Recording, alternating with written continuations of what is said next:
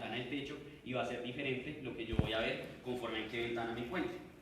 ¿Listo? Entonces más o menos de la misma forma van a funcionar las derivaciones y va a ser lo que se entienda o va a ser el conjunto del electrocardiograma. Toda la imagen que uno se pueda formar globalmente a partir de esas 12 imágenes diferentes.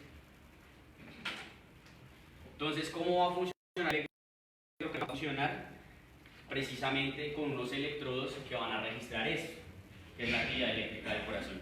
Entonces, antes de entender cómo funciona, se me hace vital entender cómo funciona el sistema cardionector, que es el sistema eléctrico del corazón y el que determina cómo late nuestro corazón, ¿cierto? Entonces, Juan Pablo, ¿dónde empieza el sistema cardionector? En el nodo sinusal. En el nodo sinusal. Perfecto. Listo, todos sabemos eso. El nodo sinusal es donde empieza como tal el sistema cardionector. ¿Y dónde se ubica el nodo sinusal, Daniel? Detrás de la vena cava superior. ¿Detrás de la vena cava superior? No, porque eso sería fuera del corazón.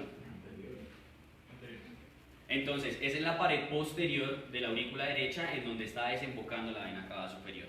Ahí se ubica el nodo sinusal. ¿Listo?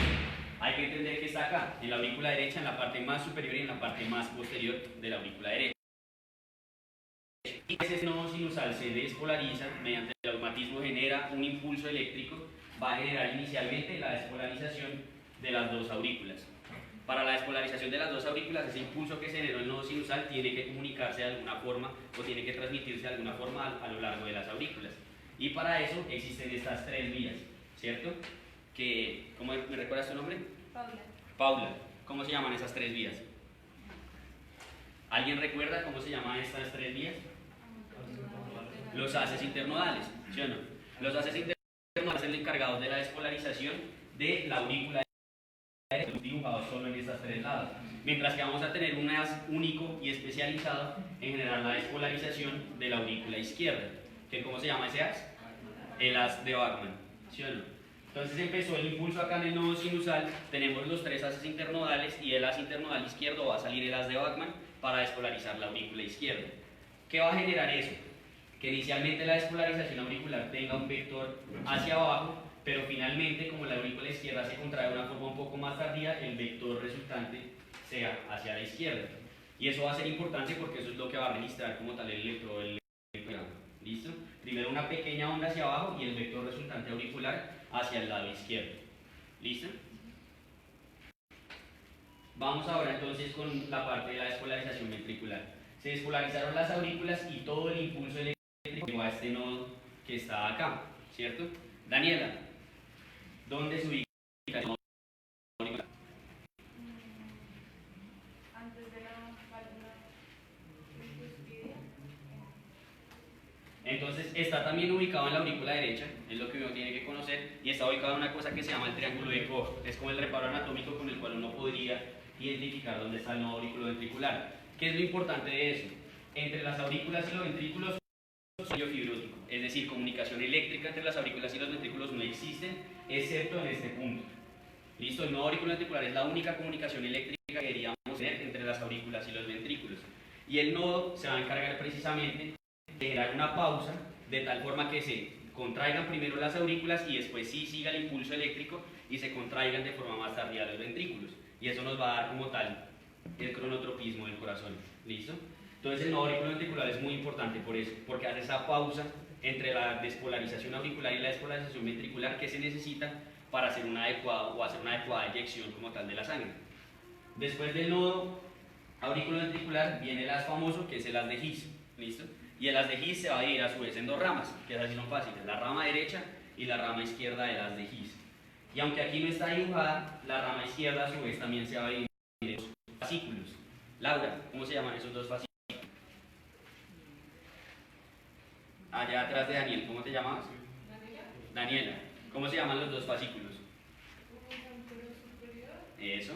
Y el otro, infero-posterior. ¿Listo? Entonces tenemos un fascículo izquierdo antero-superior y un fascículo izquierdo postero-inferior, que se van a encargar de este ventrículo izquierdo. Y ya, más o menos así va a funcionar. ¿Listo? Eléctricamente el ventrículo izquierdo también más o menos va a despolarizarse, va a generar unos vectores eléctricos similares a los de las aurículas.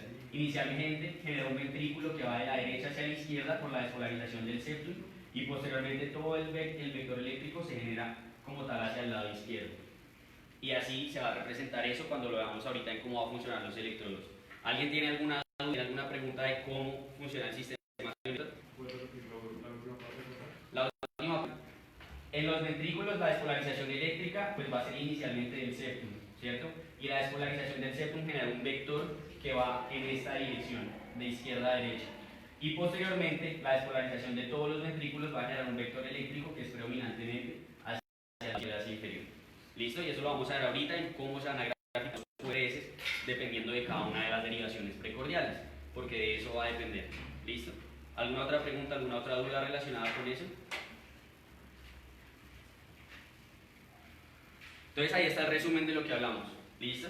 Nodo sinusal, tractos internodales, que es el anterior medio y posterior, o derecho medio izquierdo. El haz de Bachmann, el nodo auriculoventricular, que es la única comunicación existente y que da la pausa que necesitamos. El haz de His, la rama izquierda y derecha, la izquierda a su vez dividida en el fascículo anterior superior y posterior inferior. Y por último las fibras de Purkinje, que se encargan de finalizar la polarización ventricular. Entonces, ahora sí, toda esa electricidad que se generó, ¿cómo se va a graficar o cómo es que se grafica eso según los electrodos? Entonces, cuando yo tengo un electrodo, el electrodo puede pintar de forma positiva o puede pintar de forma negativa conforme a la línea que tiene el electrocardiograma. ¿De qué va a depender que sea positivo o que sea negativo? Del vector, cómo está yendo conforme a la posición del electrodo. Es decir, si el vector eléctrico se está acercando al electrodo, se va a pintar de forma positiva. Si el vector eléctrico se está alejando del electrodo, va a graficar de forma negativa. Y si está yendo de forma perpendicular, hace lo que se conoce como una onda isobifásica. ¿Listo? Pero lo que más me importa que se acuerden son estas dos primeras. Si se acerca, es positivo. Y si se aleja, se grafica de forma negativa. Y así vamos a entender por qué algunas P's pueden ser negativas en unos sitios, mientras que en otros lados tienen que ser positivas. ¿Listo? Porque depende hacia dónde vaya el vector con relación a la posición del electrodo. Entonces tenemos derivaciones, ¿cierto? El electrocardiograma tiene 12 derivaciones. ¿Cómo era su nombre? Jaime. Jaime, ¿cuáles son esas 12 derivaciones o cómo se clasifican las 12 derivaciones del electro?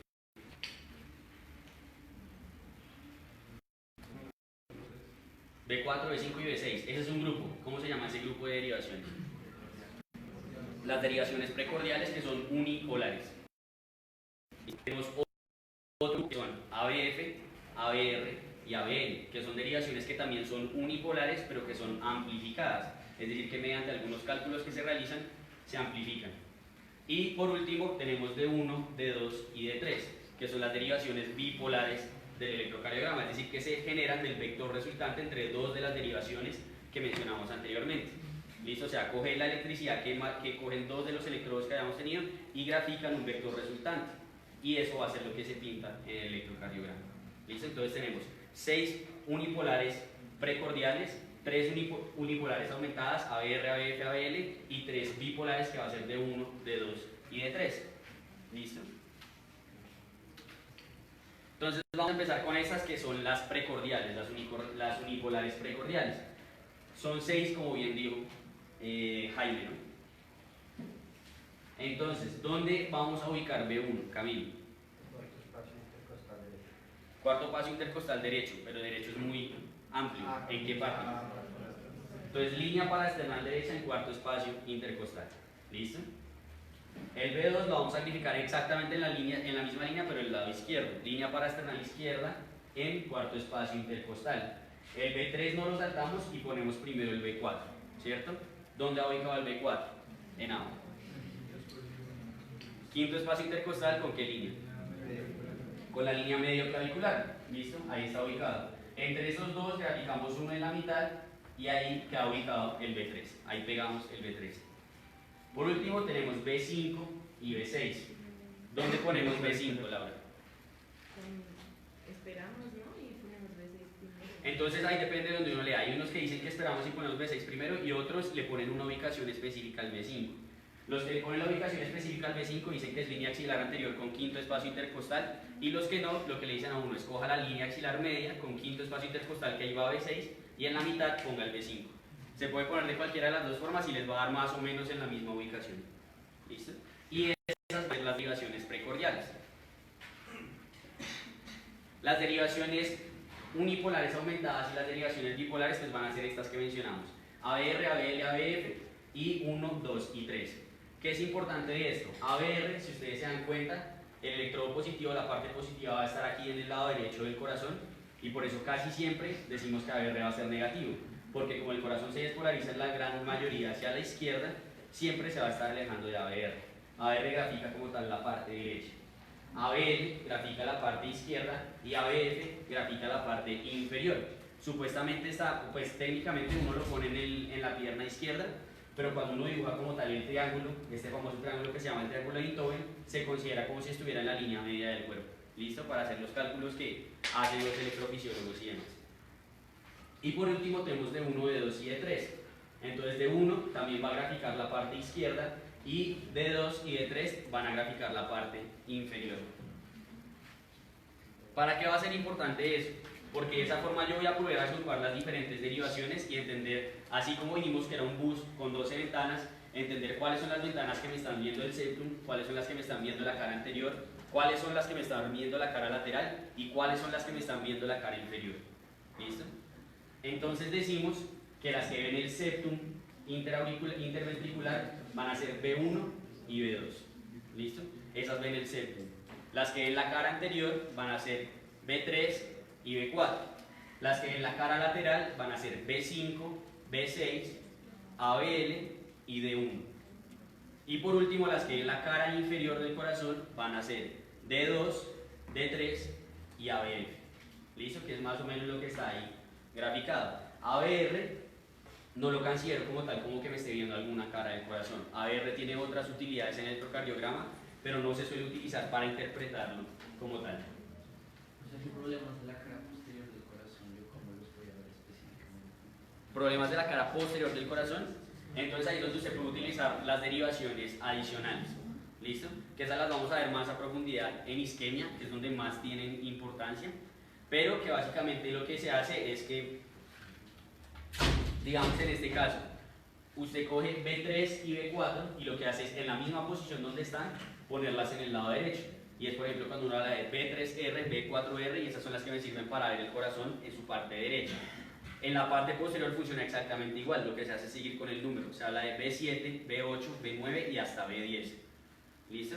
Pero la ubicación y eso y cómo las vamos a interpretar bien, prefiero hacerlas en isquemia. Por ahorita me importa más que sepan cómo vamos a coger un electrocardiograma normal, que va a ser el que se grafica con estas 12 derivaciones.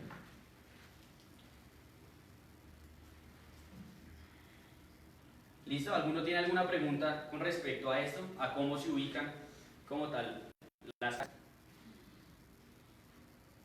Listo. Entonces, ¿por qué es importante esta relación espacial o las cosas que yo estoy viendo como tal, las relaciones con las cuales yo estoy viendo la actividad eléctrica del corazón? Porque según eso voy a entender por qué se grafican de diferentes formas las cosas en el electrocardiograma. Entonces, por ejemplo, en la despolarización ventricular dijimos que inicialmente por la despolarización del septum había un vector que iba de izquierda a derecha, pero después el vector resultante todo iba hacia la izquierda, ¿cierto? Entonces, por ejemplo, si yo estoy en B1, ese primer vector chiquitico que se va a hacer, como va hacia la derecha, se va a estar acercando a B1 y entonces va a ser una pequeña onda positiva. Mientras que el vector final resultante que se genera hacia la izquierda va a ser hacia el lado izquierdo y B1 lo tengo en este lado, se va a estar alejando del B1 y va a graficar negativo. Y es la razón por la cual casi todos los QRS en B1 se ven de esta morfología. No sé si alcanzan a ver, que está como muy clarito. Tiene una onda muy pequeña positiva, una R muy pequeña positiva y después baja completamente la S. ¿Listo? Por eso así se ve en B1. Todo lo contrario en B6. Como en B6 ese vector inicial va hacia la derecha, se está alejando de B6 y va a ser inicialmente una pequeña onda negativa. Mientras que cuando va hacia la izquierda se acerca hacia el B6 y hace una onda positiva. Y es la razón por la cual el QRS va a ir progresando de esa manera desde B1 hacia B6. De ser predominantemente negativo, después ser isobifásico y después tener una predominancia positiva. ¿Sí? ¿Todos entendieron eso? Pues yo quería hacer como una forma en que yo también veo esto. Mira. Pues yo lo intento ver así. Cuando yo intento ver esto como cámaras, ir hacia dónde va el vector, y yo intento hacer como si fuera una cámara que estuviera viendo el corazón. Entonces yo los ubico en el plano cartesiano y digo, pues este es uno, lo estoy viendo desde este lado que estoy viendo. Si lo estoy viendo desde acá arriba que estoy viendo. Y aquí lo mismo, son camaritas. ¿Sí me van a entender? Me está diciendo dónde estaría la alteración. Sí, exacto. Digamos que eso es lo importante de tener en cuenta esto de la relación espacial. Eso es lo que uno no se le puede olvidar nunca. Sobre todo cuando estamos hablando de isquemia. Uno nunca se le puede olvidar qué derivaciones ven qué parte del corazón. ¿Listo? Y para entender también la morfología de las ondas. Lo mismo sucede entonces con las derivaciones aumentadas y con las derivaciones bipolares. ABR va a ser predominantemente negativo, puede tener una parte positiva por esa despolarización inicial que va hacia la derecha. 3, ABF y 2 van a ser más, el 3 va a ser más que todo isobifásico, porque el vector resultante es perpendicular a él. Ya habíamos dicho que cuando son perpendiculares hacen esa morfología isobifásica. El ABF y el 2 van a ser predominantemente positivos, y al igual que el 1 y el ABN. ¿Listo? Entonces esos vectores que se forman son los que van a generar finalmente la representación en el electrocardiograma. Es lo que más tiene que quedar claro en esta primera sesión.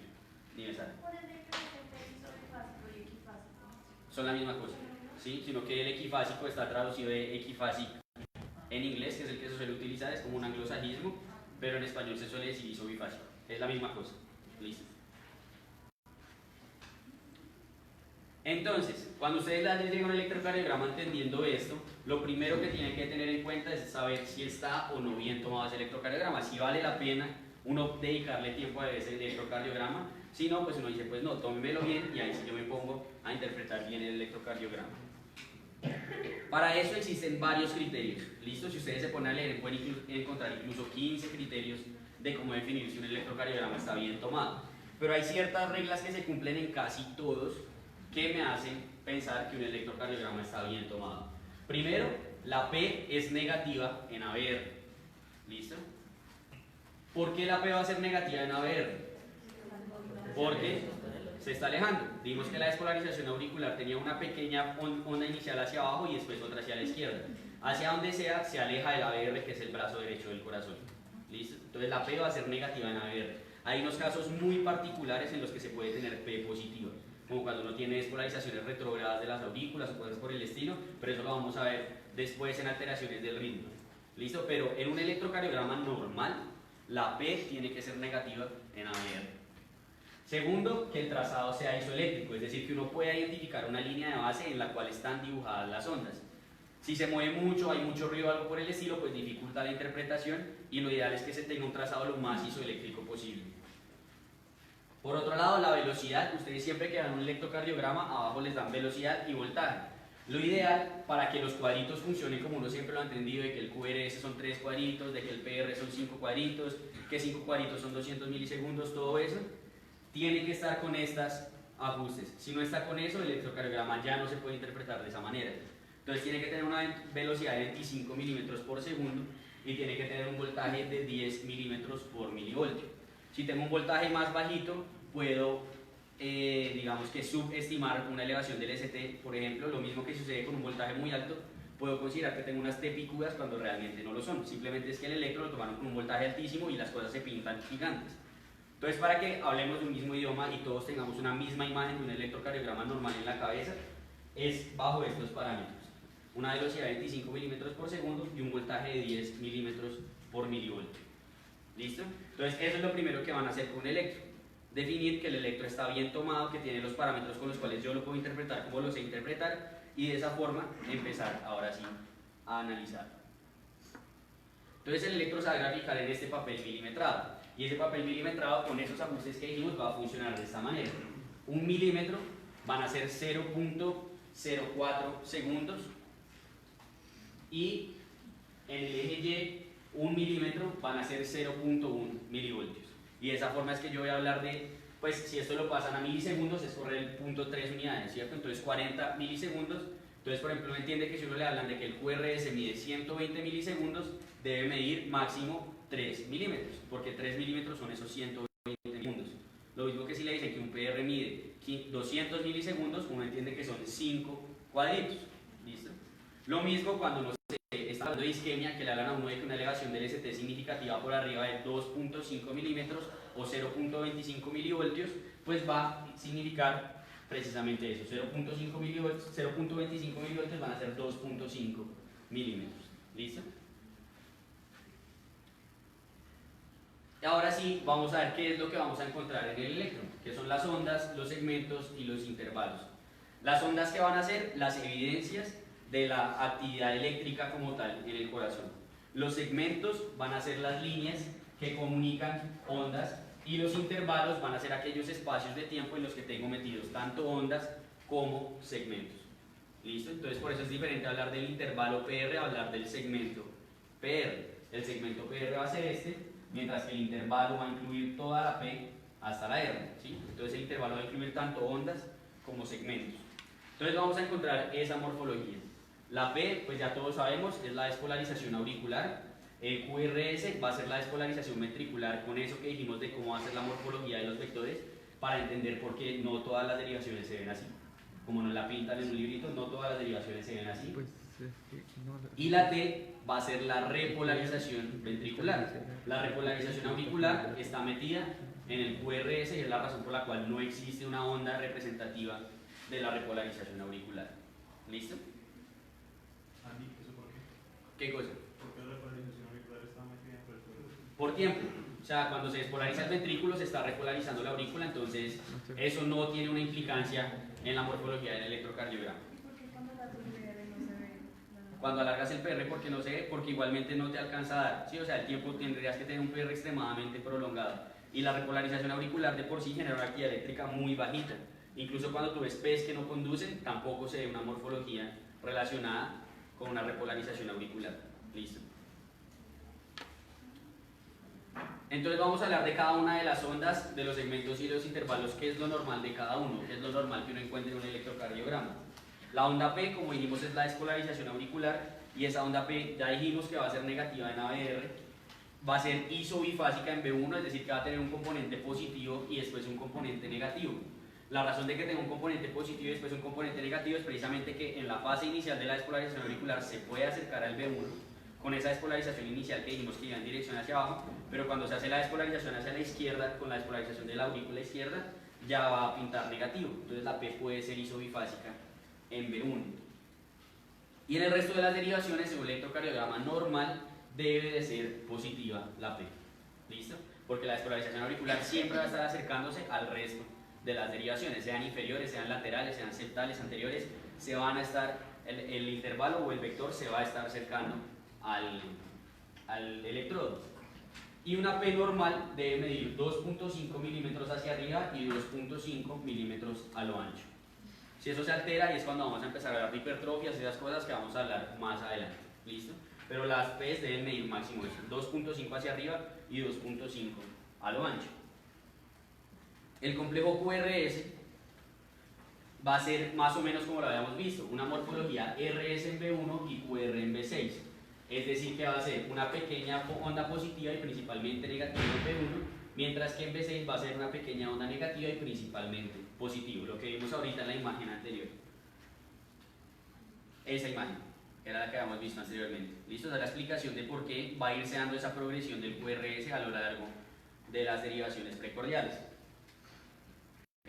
Va a ser RS en B2 a B5 y usualmente no suele haber Q, o sea, ese componente pequeño de la Q se suele esconder en casi todas las derivaciones y suele estar ausente en B1 a B3, porque en B1 a B3 hablamos es de RS, no hablamos de la Q inicial. Si hay una Q, pues usualmente es patológica, indicativa de isquemia o algo por el estilo. Y como habíamos dicho, de durar 0.12 segundos o 120 milisegundos, que equivalía a ¿cuántos milímetros? A 3 milímetros. ¿Listo? Esto es lo de la progresión de la R que hemos hablado. ¿Sí? Ahí está súper bien pintado. B1 con el patrón RS, posteriormente se va volviendo isobifásicas y finalmente en B5 y en B6 podemos tener esta pequeña onda negativa, esta pequeña S, pero vamos a tener principalmente, esta pequeña Q, pero vamos a tener principalmente el componente de la S, un componente principalmente positivo. Y si ustedes ven las P's tienen lo que habíamos dicho, las P's son esencialmente positivas. Cuando hay alteraciones en esa progresión, es decir, que se da de forma tardía ese paso de ser negativo a ser isobifásico, tiene ciertas implicaciones patológicas, que pues lo vamos a ver más adelante. pero lo normal es que progrese de esa forma. Se dice que hacia V3.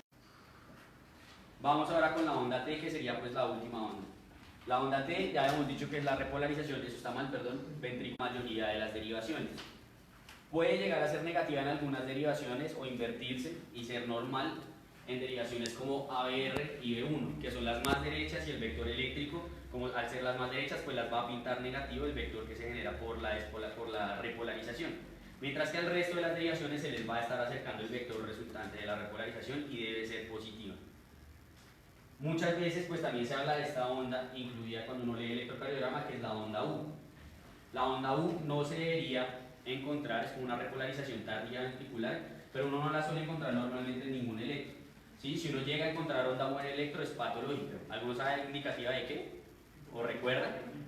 De hipocalemia, ¿cierto? La hipocalemia puede llegar a generar la presencia de esta onda U. Entonces por eso prefiero no tomarla, porque pues no se debería ver. En un electro uno no ve onda U.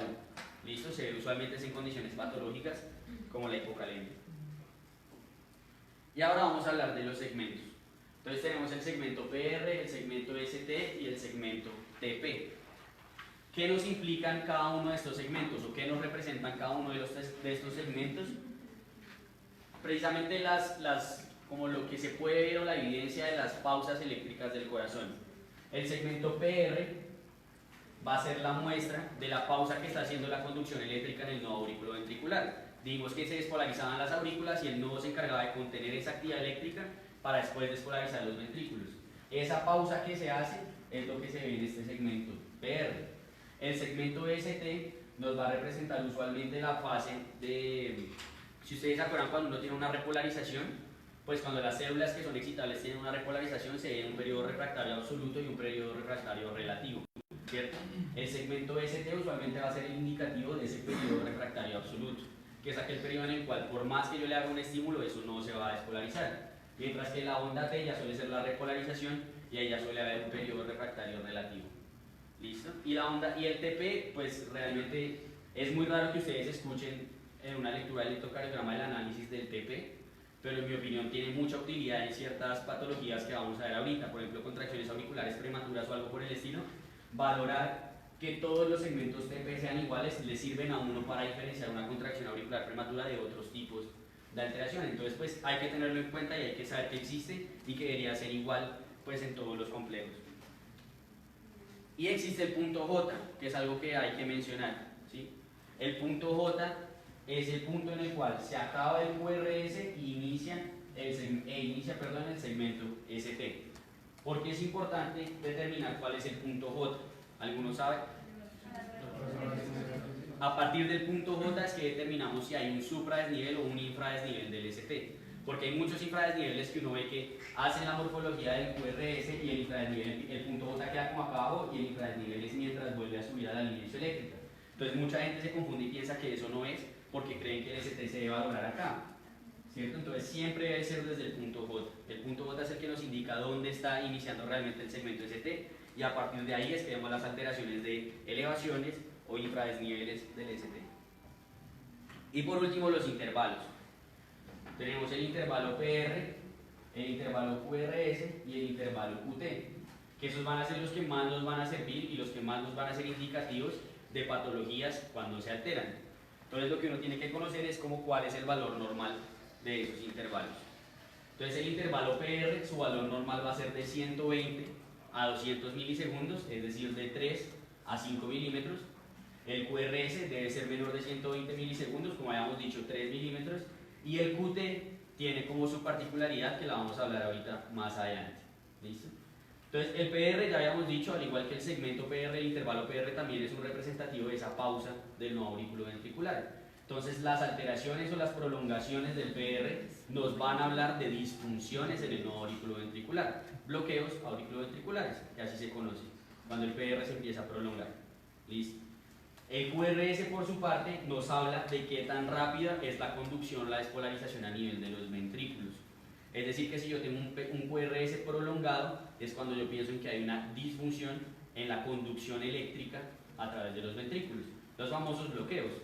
bloqueos de rama, taquicardias con aberrancia de conducción. Todas esas cosas que prolongan el QRS son porque precisamente hay esa alteración en la conducción de los haces de His y todas esas cosas, las ramas de las de His dentro de los ventrículos. Y otra cosa que hay que acordarse es que el PR también puede ser patológico y por eso tiene su límite inferior. Cuando uno tiene un PR que ya es muy corto, no nos habla de alteraciones en el nodo auriculoventricular, sino que más bien, yo les había dicho que había todo un anillo fibrótico y la única comunicación era el nodo auriculoventricular. Cuando por alguna razón anómala hay otra forma de conducción, otra forma de comunicación entre las aurículas y los ventrículos, eso acorta el PR. Wolff-Parkinson-White, Long-Gannon-Levy, todas esas cosas son fenómenos que acortan el PR y son fenómenos de preexcitación. ¿Listo? Entonces, para que lo tengan en cuenta, el PR debe estar entre estos dos, pues por esas razones, muy corto o muy prolongado va a ser patológico. El QRS solo va a ser patológico cuando es muy prolongado, ese sí no tiene un límite inferior como tal. Y ahora vamos a hablar entonces del QT. El QT, el problema es que ese periodo de repolarización de los ventrículos se puede ver afectado por la frecuencia cardíaca que tenga el paciente. ¿Por qué tan rápido se esté despolarizando los ventrículos? ¿O con qué frecuencia en el minuto se estén despolarizando? Y es por eso que se suele hacer esta fórmula que se conoce como el QT corregido. Y la correcta forma de interpretar el QT es mediante esto, mediante un QT corregido. ¿Cómo se va a sacar ese QT corregido? Ustedes pueden encontrar un montón de fórmulas. La que recomiendan en el video que les recomendó Santi, el de Strong Medicine, es esta, la fórmula de Basel. Pero si ustedes buscan en blogs como Life in the Fast Lane, todos esos que son de blogs de emergencias, hay un montón de fórmulas con las cuales se puede calcular el QT corregido. Pero los límites casi siempre suelen ser estos. ¿Listo? Que un QT menor de 440 se va a considerar normal, que un QT de 440 a 450 es limítrofe, es decir, que después de 450 ya es prolongado, y un QT de 440 a 460 va a ser limítrofe en mujeres, después de 460 va a ser prolongado. Entonces, el QT, al igual que el PR, también va a ser patológico si está muy corto o si está muy prolongado. Ver un QT corto realmente es algo extremadamente raro, no es algo tan común, mientras que el QT prolongado sí es algo que es común y que se debe tener en cuenta porque pone en riesgo de generar la línea de la torcida de puntas, ¿sí? La taquicardia ventricular polimórfica. Entonces es algo importante a tenerlo en cuenta lo del QT corregido. Y listo. Por último vamos a hablar entonces de cómo determinar, ya sabiendo cómo se ve el electro normal y determinando que estoy frente a un electrocardiograma normal, determinar que estoy ante una frecuencia y ante un eje normal. Y eso nos terminaría de dar cómo es el electrocardiograma normal. ¿Listo? Pero ahorita no vamos a hablar de cómo determinar el ritmo sinusal, eso lo vamos a ver en la próxima sesión de taquiarritmias. ¿Listo? Vamos a hablar de cómo es el ritmo y eso. Entonces, para la frecuencia, pues la frecuencia cardíaca normal es la misma que tomamos en los signos vitales, que es 60 a 100. ¿Listo? Esa va a ser la frecuencia cardíaca normal que vamos a tener. ¿Cuál es la razón por la cual esa es la frecuencia cardíaca normal? Valeria, ¿cuál es la razón que la frecuencia cardíaca normal es 60 a 100 milisegundos? Pues es la frecuencia que descarga el nódulo sinusal. Exactamente, el automatismo del nódulo sinusal está programado para que haya una despolarización de 60 a 100 veces por minuto. ¿Listo? Eso es lo que uno tiene que tener en cuenta. Recuerde que, eso lo vamos a ver en alteraciones de ritmo, pero cada una de esas células del sistema cardionector tiene la capacidad de automatismo, es decir, que ellas pueden generar despolarizaciones sin la necesidad de un estímulo externo. Pero quien va a comandar el ritmo del corazón va a ser el que se despolarice de forma más rápida, porque hace algo que se llama la supresión por sobreestimulación. ¿Listo? Eso lo vamos a ver bien en taquiarritmias. Pero entonces, el que late más rápido entre el nodo sinusal, el nodo auriculoventricular y el sistema His-Purkinje es el nodo auriculoventricular, con 60 a 100 latidos por minuto, como dijo Valeria. Sinusal, perdón. Como dijo Valeria, de 60 a 100 latidos por minuto. ¿Listo? Entonces, es la razón por la cual esa es la frecuencia cardíaca normal. Para uno determinar la frecuencia cardíaca, pues ese es como el cuadrito que todos aprendimos cuando vimos la alegría del electrocardiograma, ¿cierto? Que uno coge un QRS que esté sobre una línea gruesa, coge el siguiente QRS y después empieza a ver y a dividir los cuadritos. Entonces lo que uno hace es coger 300 y dividirlo entre el número de cuadros que esté separado el QRS del otro. Entonces si este QRS está separado de este, entonces decimos que esto va a ser 300, esto va a ser 150, esto va a ser 100, esto va a ser 75 y esto va a ser 60. Y nos cayó en toda la mitad entre 75 y 60. Entonces ahí digamos que las cosas que uno podría hacer para interpretar eso es si entre 75 y 65 cuadritos, y aquí hay 15 segundos metidos, cada cuadrito va a corresponder a 3 segundos, ¿cierto? Entonces uno empieza a coger 75, menos 3,72, menos 3,69 y menos 3,66. ¿Listo? Entonces tendría una frecuencia cardíaca de 66 latidos por minuto. ¿Qué tan útil es determinar que son 66 latidos por minuto? Pues es muy poco. Pues pienso yo, dentro de la práctica, que pues eso, algunos doctores se los van a poder calcular claramente por el ejercicio académico, pero cuando ustedes se enfrentan a un electrocardiograma que ustedes me digan, tiene 72 latidos por minuto porque los conté y cuantifiqué los cuadros, y realmente no tiene tanta utilidad. Me importa más saber si tiene el ritmo normal, punto, si tiene la frecuencia normal. Entonces, por eso, para mí las preguntas importantes son estas. Si la distancia entre el R y R está entre 3 y 5 cuadros. Si está entre 3 y 5 cuadros, está entre 60 y 100. No me importa en cuánto, 88, 90, no me importa en cuánto, pero está normal. ¿Listo? Entonces, ustedes cogen un electrocardiograma, van a ver rápido el ritmo. Entonces, lo que ustedes cogen un QRS que sea una línea gorda y cogen otro y dicen, listo, la distancia está entre 3 y 5 cuadros grandes, la frecuencia está normal. Si está más acá de 3 cuadritos, o sea, es más corto de 3 cuadros, pues va a ser una taquicardia, y si está más allá de 5 cuadros, pues va a ser una bradicardia, y ahí sí ya nos empezamos a enfocar en lo que vamos a ver en las otras sesiones. Si es una taquiarritmia, ¿cómo la enfocamos? Si es una bradiarritmia, ¿cómo la enfocamos? ¿Listo? Pero eso es como lo más importante, RR entre 3 y 5 cuadros, sí.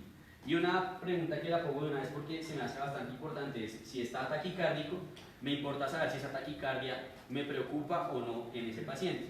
¿Cuándo me va a preocupar? Cuando está por encima de 150 latidos por minuto, que es lo mismo que 2 cuadros grandes. Es decir, si está más cerca del RR de 2 cuadros grandes, eso me preocupa porque muy probablemente eso no es sinusal y me puede generar un compromiso hemodinámico en mi paciente. Puede ser una supraventricular con aberrancia, una ventricular, algo, pero eso no va a ser normal, eso no va a ser una taquicardia sinusal. ¿Listo? Y así vamos a determinar la frecuencia. Y por último, esto de la frecuencia, que es importante en los pacientes que tienen ritmos irregulares, en los cuales yo no puedo determinar realmente cuál es la distancia de RR con la cual yo me baso para determinar la frecuencia. Lo que hay que hacer es contar cuántos QRS hay en 10 segundos y eso multiplicarlo por 6. ¿Listo? ¿Necesitaría ¿sí? ¿Alguna sola mano? ¿No? Listo. Entonces eso es lo que se va a hacer y así se va a determinar la frecuencia cardíaca en los pacientes, digamos, con fibrilación auricular. Cuento 10 segundos, cuento cuántos QRS hay y de acuerdo a eso determino cuál va a ser. ¿Cuántos? Una pregunta, si la frecuencia cardíaca después de esos 10 segundos se empieza a aumentar considerablemente, ¿eso no cancela la...? ¿Cómo así? ¿Cómo así? Si después de los 10 segundos usted, por ejemplo, ve que empieza a estar más taquicárdico. Pues si usted ve, no sé, digamos, usted lo tiene monitorizado, el man se puso mucho más taquicárdico, pues sáquele otro. Pero pues, si digamos, no sé, yo digo, uy, es que aquí se aceleró más, pero acá está más separado, de pronto no es, pues no hay forma objetiva con la cual usted pueda realmente saber eso. Digamos que la forma más objetiva que existe es este método. ¿Listo? A la otra sería pues ponerse a contar cuántas son en un minuto. Realmente esa sería la mejor forma, pero pues usted no va a hacer eso, usted no va a tomar un electro de un minuto para saber cuál es la frecuencia cardíaca. ¿Sí? Usted hace una aproximado. Entonces, más o menos, digamos que un cuadro grande representa 200 milisegundos o 0.2 segundos, ¿cierto? Es decir, que ¿cuántos cuadros grandes son un segundo? 5, ¿listo? Y entonces, ¿cuántos cuadros grandes van a ser 10 segundos? 5 por 10. 50, ¿listo? Entonces 50 cuadros grandes yo cojo cuento y ahí miro cuántos QRS hay y lo multiplico por 6. ¿Sí? ¿A todos les quedó claro eso? ¿Cómo determinar cuántos son 10 segundos? Entonces esta es como una forma mediante la cual podemos practicar cuál sería la frecuencia cardíaca, ¿listo? Entonces, se me olvidó su nombre, atrás de Anita. Juan Camilo. ¿Cuál es entonces la frecuencia cardíaca de ese electro?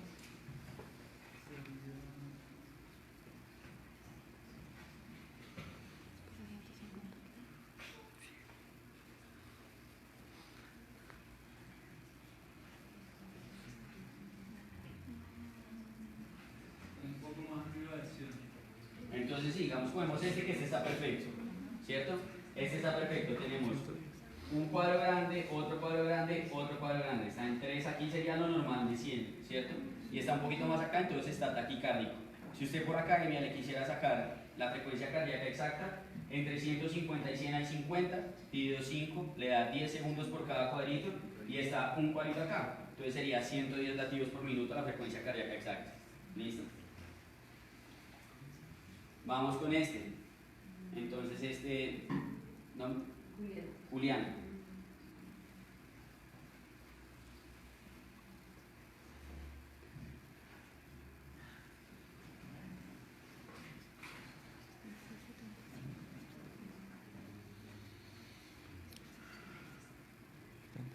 Entonces, ¿está normal la frecuencia, sí o no? Está entre 3 y 5, ¿cierto? ¿Y entre qué cuadritos está específicamente? Este es como el mejor. 1, 2, 3, 4 y 5. Está entre 4 y 5, ¿cierto? Y está en toda la mitad.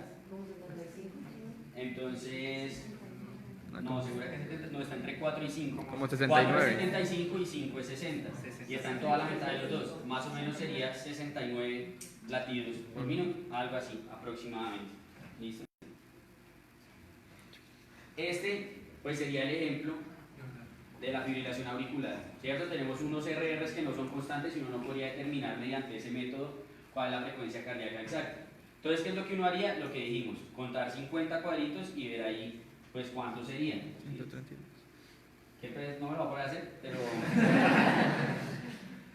el punto es que lo sepan, ¿listo? Y vamos con este último.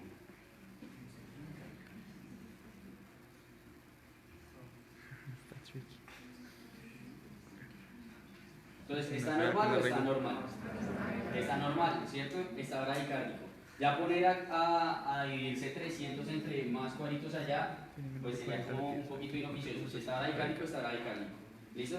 Me importa sobre todo si está por debajo de 50, pensando en ACLS o algo así. ¿Listo? Pero ese estaría en 40 latidos por minuto.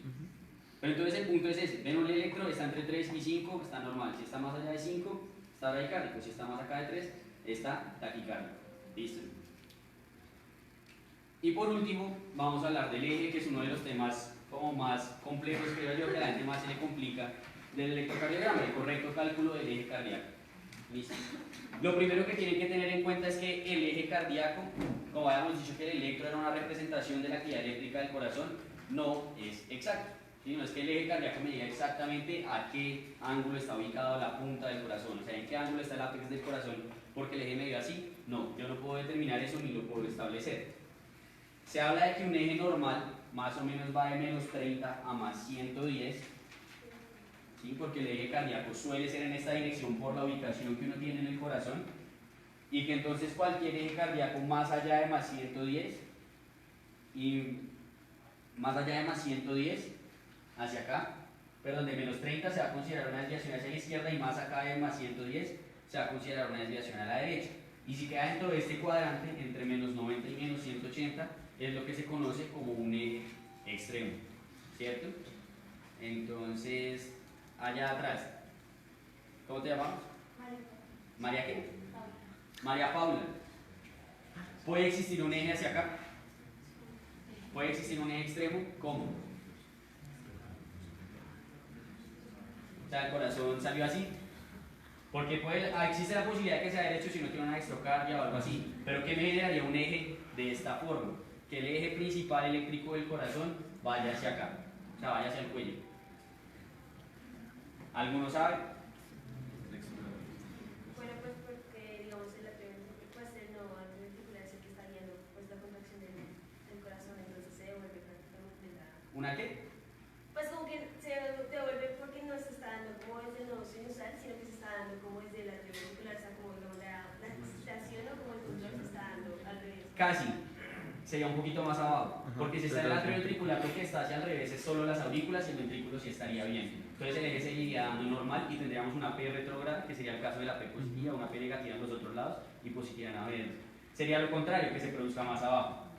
Las extrasístoles ventriculares, las taquicardias ventriculares. Si yo tengo una taquicardia ventricular que está originando el impulso hacia acá, el corazón se despolariza de esta forma, y eso me puede generar un eje extremo. Entonces, como les digo, si yo tengo un eje extremo, no quiere decir que el corazón esté volteado, sino que la actividad eléctrica del corazón está yendo en esa manera. Es lo que uno tiene que entender. ¿Listo? Para calcular el eje, entonces tenemos dos métodos principales: el método de los cuadrantes y el método isobifásico. Si están apurados, método de los cuadrantes; Si quieren sacar el eje correcto, exacto, una forma más académica, el método isobifásico. ¿Listo? Entonces, el método de los cuadrantes es este y es muy sencillo. ¿Listo? Uno para determinar el eje tiene que utilizar las derivaciones aumentadas ABF, ABR, ABL y las derivaciones bipolares de 1, de 2, de 3. Entre ellas hay ciertas que son perpendiculares entre sí. Digamos que la nunca se me olvida la tenía de la alegría, si la alegría pues mucho la critican, Doña Flor y sus 3 maridos, eso a mí no se me olvida. ¿Sí? ABF con D1, ¿listo? La ABL con D2 y ABR con D3. Son perpendiculares entre sí. Y esos son los que me van a servir para determinar cuál es el eje cardíaco del corazón. Para hacerlo fácilmente me voy a basar en los primeros dos que dijimos que eran perpendiculares, ABF y D1. ¿Y cómo va a funcionar ese método de los cuadrantes? Yo simplemente voy a coger el electrocardiograma, voy a ver el QRS en ABF y en D1 y voy a ver si es positivo o si es negativo. ¿Listo? Y de esa forma voy a poder determinar cuál sería el eje. Si los dos son positivos, el eje está bien, está en este cuadrante, está entre 90 y 0. ¿Listo? Entonces tendríamos un eje adecuadamente posicionado. Por el contrario, si D1, que era el lado izquierdo, si se acuerdan, miraba perfectamente allá hacia el lado izquierdo, y ABF, que mira la parte inferior, es positivo, quiere decir que el eje está yendo hacia la dirección derecha, sería un eje desviado hacia la derecha. ¿Sí? Pues la razón sí la entienden más o menos por qué, ¿cierto? Sigue yendo hacia abajo la despolarización y por eso ABF va a ser positivo, pero está yendo hacia la derecha y por eso D1 va a ser negativo. Entonces sería un eje desviado hacia la derecha. Por el contrario, el eje desviado hacia la izquierda va a ser lo opuesto. Si tengo un eje desviado hacia la izquierda, está yendo la despolarización un poco más hacia superior, entonces ABF va a ser negativo, pero sigue yendo hacia la izquierda, entonces D1 va a ser positivo. Y por último, si los dos son negativos, quiere decir que está yendo hacia la derecha y hacia arriba, el eje extremo. ¿Listo? Y así uno lo saca fácil con el método de los cuadrantes. Entonces uno dice es un eje derecho, es un eje izquierdo, un eje derecho, está normal, o pues el extremo, que serían esos casos raros que les dije, taquicardias ventriculares, que ahí uno, su preocupación no es sacar el eje, ¿sí? Es sacarlo de la Biblia. Entonces ahí no va a ser como tan importante.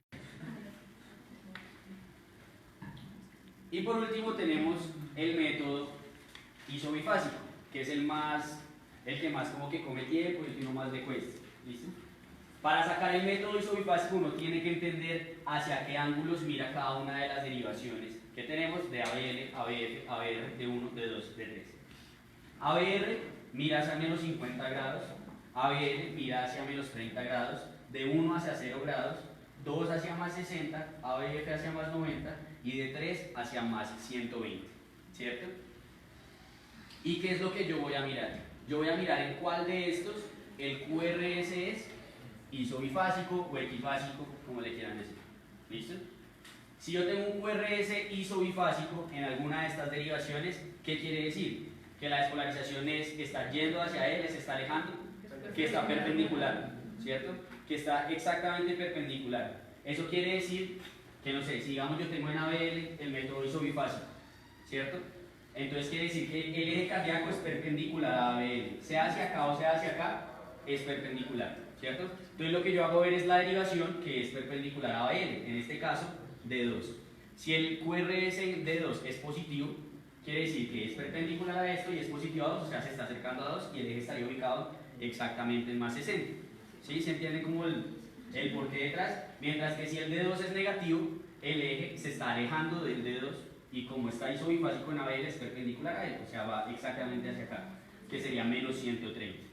¿Listo? Esa es como la lógica detrás del método isobifásico. Lo mismo va a suceder con cualquier otra. Isobifásico en D1, entonces yo miro la perpendicular de D1, ABF. Si se está acercando a ABF, más 90. Si se está alejando de ABF, menos 90. ¿Listo? Y así más o menos es la cosa. La idea es pues uno tener esto en algún lado. ¿Listo? Pues yo nunca me lo voy a aprender a memoria, tenganlo en algún lado por si en algún momento les piden calcular el eje de forma exacta. ¿Listo? Entonces hagamos unos ejercicios de calcular el eje. Entonces vamos a empezar con Javier. Entonces, ¿cómo le daría por método de los cuadrantes y cómo le daría por método isobifásico?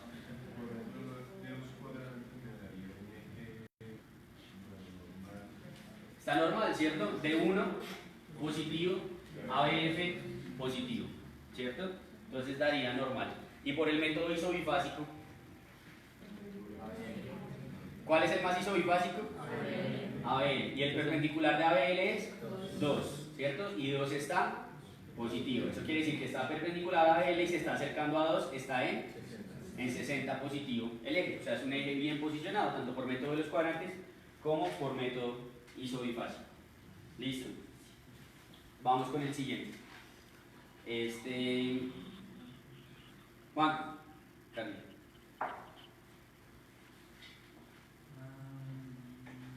Está por el primer ABF está positivo y de uno lo veo tirando negativo. Tirando negativo, ¿cierto? O sea, estaría más desviado hacia qué lado, hacia la derecha o hacia la izquierda. Hacia la derecha, ¿cierto? Uno pensaría que es un eje derecho por método de los cuadrantes. Ahora confirmemos si eso es cierto con el método isobifásico. Entonces, ¿cuál va a usar para el método isobifásico? D2, ¿cierto? D2 es como la más isobifásica. Entonces va a usar la perpendicular de D2 que es ABL. ¿Listo? Y ABL está, es decir, que hacia dónde está yendo. Menos 150. Exactamente hacia, se habíamos dicho que ABL son 30 grados y es negativa ABL, están hacia dirección opuesta, está en 150 grados. Entonces es un eje derecho por método de los cuadrantes, es un eje derecho por método isobifásico. Y creo que tengo una última. No. Entonces, este sería el resumen de todo. O sea, el entender todo lo que vimos, cómo funciona el electro, cómo son las ondas y eso, para entender por qué un electrocardiograma normal se ve de esta manera, ¿cierto? Entonces, la onda P, dijimos que en ABR va a ser negativa, como lo es en este caso, que en B1 puede ser isobifásica, pues aquí lo se ve muy bien, o positiva, y en el resto de las derivaciones va a ser positiva, que el QRS en las derivaciones precordiales va progresando, principalmente negativo, isobifásico entre B3 y B4, principalmente positivo en B5 y B6, ¿cierto? Que las ondas T son positivas en la gran mayoría de las derivaciones, exceptuando ABR y en ocasiones B1, miren que está aplanada. Y lo de los segmentos, que un segmento PR debe ser menor de 200, que un QRS debe ser menor de 300, que un QT corregido debe ser menor de 440, 460 dependiendo del sexo y demás. ¿Listo? Que la frecuencia ahí está entre 3 y 5 cuadritos, está normal. Y por último que el eje tiene un 1 positivo y un ABF positivo, es decir que estaría un eje bien posicionado por el método de los cuadrantes. El isobifásico, pues si lo quieren, lo hacen allá en su casa. Lo mismo con este, ¿listo? Otro electro normal. Y miren que aquí está, y lo puse precisamente por esto.